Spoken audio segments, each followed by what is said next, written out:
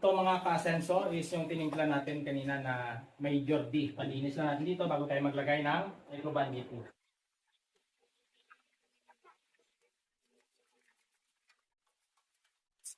Very easy. Ayan, magtitimpla tayo ng Microban GT. 20 ml nito sa 1 gallon din po. At yan ay ilalagay natin dito sa foot bath.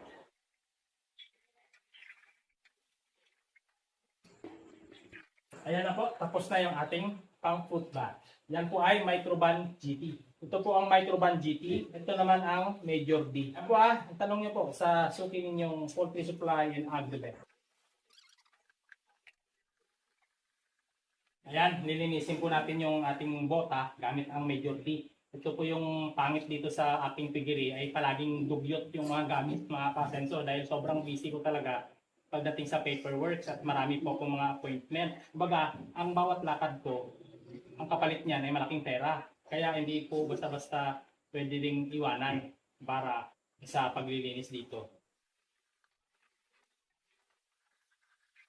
Ang reason why kung bakit kulay puti yung binili ko, dito mo makikita yung kalinisan ng ating piggery at kung gaano din kalinis yung tao na kumikilos rito. Ayan, kaya ito po yung purpose ng kulay puti. Dito niyo po makikita kung gaano po kalinis.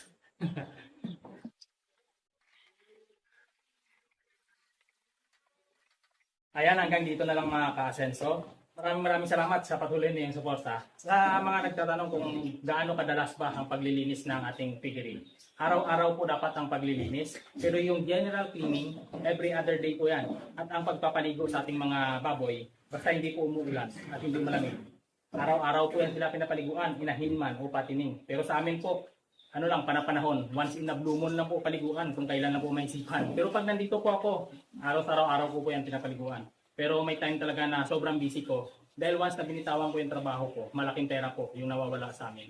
So, kailangan ko talaga mag-focus dun sa trabaho na aking ginagawa. Yun po yung business ng asawa ko. Maraming salamat po.